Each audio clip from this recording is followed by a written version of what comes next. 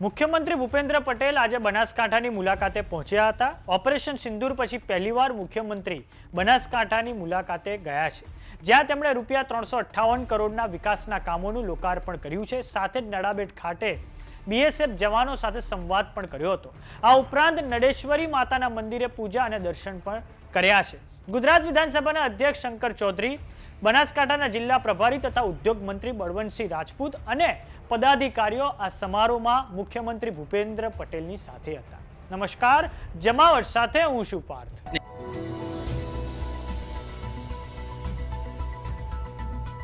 Operation સિંદૂર પછી મુખ્યમંત્રી ભૂપેન્દ્ર પટેલ પહેલીવાર બનાસકાંઠા જિલ્લાની મુલાકાતે પહોંચ્યા છે, જ્યાં તેમણે 358 કરોડના વિકાસના કામોનું લોકાર્પણ કર્યું છે।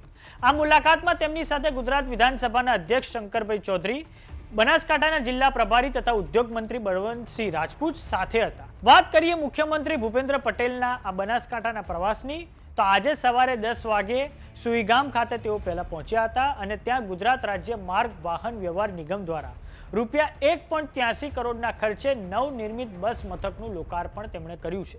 એસટી નિગમ દ્વારા આગામી દિવસોમાં નાગરિકોની સેવા માટે મૂકવામાં આવનારી 1963 નવીન બસોના પ્રથમ ચરણમાં 11 નવીન બસોને તેઓએ ફ્લેગ ઓફ પણ કરાવ્યું છે। આ ઉપરાંત નડાબેટ ખાતે યોજનારા કાર્યક્રમમાં બનાસકાંઠા જિલ્લાને આરોગ્ય, માર્ગ, મકાન, શિક્ષણ, ઉર્જા સહિતના વિભાગોના ₹55.68 કરોડ રૂપિયાના ઈ લોકાર્પણ અને 302.69 કરોડના ઈ ખાતમુહૂર્ત કામો તેમણે સંપન્ન કર્યા છે। આ લોકાર્પણમાં ડીસામાં ₹80 કરોડના ખર્ચે નિર્માણ થનાર સબ ડિસ્ટ્રિક્ટ હોસ્પિટલ, 6 અંતરિયાળ ગામોમાં પેટા આરોગ્ય કેન્દ્રો, બનાસકાંઠાના ગ્રામીણ વિસ્તારોમાં ગુણવત્તાયુક્ત વીજ પુરવઠા માટે 66 કેવીના 3 સબસ્ટેશન, સુઈગામમાં નવું બસ સ્ટેશન, બનાસકાંઠાના ગ્રામીણ વિસ્તારોની શાળાઓમાં નવા વર્ગખંડોનો આ લોકાર્પણ કાર્યક્રમમાં સમાવેશ થાય છે। આ ખાતમુહૂર્ત કાર્યક્રમમાં મુખ્યમંત્રી ભૂપેન્દ્ર પટેલે સંબોધન પણ કર્યું હતું। તો આવો સાંભળીએ તેમણે શું કહ્યું છે। આમ તો આવો પ્રસંગ ઓછો બનતો હોય કે અમારા રાજકીય કોઈની વરસગાંઠ હોય તો એને તો આપણે તાળીઓથી વધાવતો હોઈએ, પણ આજે કલેક્ટરશ્રીની વર્ષગાંઠ છે।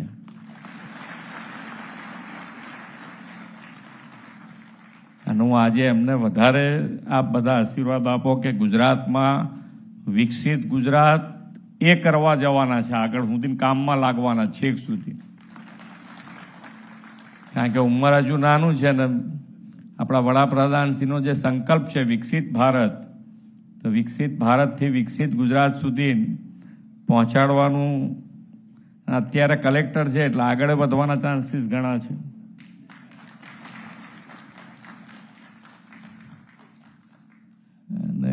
કામ કરવાનો ઉત્સાહ હોય છે એવું અત્યાર સુધીનો તો અનુભવ છે। પછી કારણ કે લાઈન ક્યારે કોની બદલાઈ જાય ખબર નથી પડતી હોતી, પણ આ પાક્કા છે એવું લાગે છે અત્યારે તો। આપણે અધ્યક્ષશ્રી જોડેથી અમે થોડું થોડું શીખીએ ને એમ।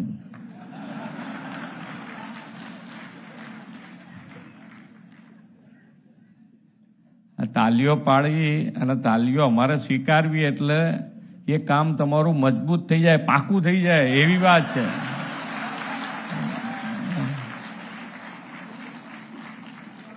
આ કઈ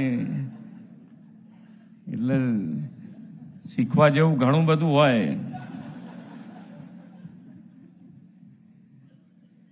એટલે ઘણી વખત આપણને આનંદ થાય કે હો બહુ તાલીઓ પડી, મજા આવી ગઈ, આનંદ આવે। પછી ઓફિસમાં જઈએ તારે ખબર પડી કે આ તો તાલીઓ પાડી।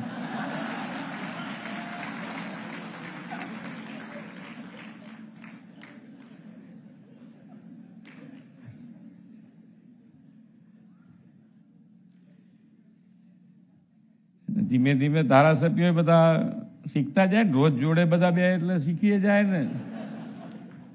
તો સ્વાગત પ્રવચનમાં એમની ડિમાન્ડ તો મૂકી જ દેવાની, સ્વાગત ભલે પ્રવચન થયું જાય, આ તમે આયા છો તો આટલું કામ તો કરવું જ પડશે।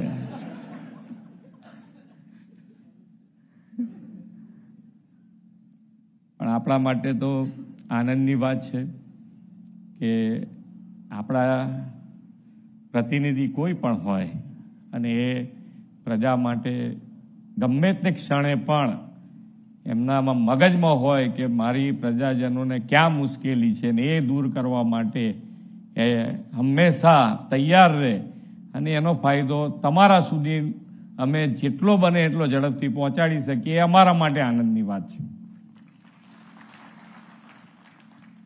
આજે આદ્ય શક્તિપીઠ અંબાજી માતા અને સરહદના રખોપા કરતી માતા નડેશ્વરીની બનાસકાંઠાની આ પવિત્ર ભૂમિ ઉપર 358 કરોડ રૂપિયાના વિવિધ કામોના લોકાર્પણ અને ખાતમુહૂર્તનો આજનો આ પ્રસંગ અને સાથે સાથે આજે ઇન્કમ ટેક્સ ડે છે એટલે આપણે બધાને તો મગજમાં ના બેસે કે ભાઈ ઇન્કમ ટેક્સ એટલે આપણે કોઈ એને લેવા દેવા, આપણે તો ખેડૂત માણસ છે એટલે ઇન્કમ ટેક્સ ભરવાનો તો અત્યારે તો લગભગ ઘણા બધા ખેડૂતો ઇન્કમ ટેક્સ ભરતા થઈ ગયા છે. મુખ્યમંત્રી ભૂપેન્દ્ર પટેલે આ વિકાસના કામોના લોકાર્પણ ખાતમુહૂર્ત કર્યા બાદ નડાબેટ બોર્ડર આઉટપોસ્ટ ખાતે બોર્ડર સિક્યુરિટી ફોર્સિસના જવાનો સાથે તેમણે સંવાદ કર્યો હતો.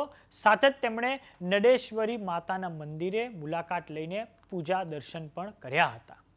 તો બનાસકાંઠા જિલ્લાની મુખ્યમંત્રી ભૂપેન્દ્ર પટેલની મુલાકાતને લઈને તમારું શું માનવું છે અમને કોમેન્ટ બોક્સમાં લખીને જરૂર જણાવો. જો તમે અમને યુટ્યુબ પર જોઈ રહ્યા તો સબસ્ક્રાઇબ કરો, જો તમે અમને ઇન્સ્ટાગ્રામ અને ફેસબુક પર જોઈ રહ્યા તો ફોલો કરો. નમસ્કાર.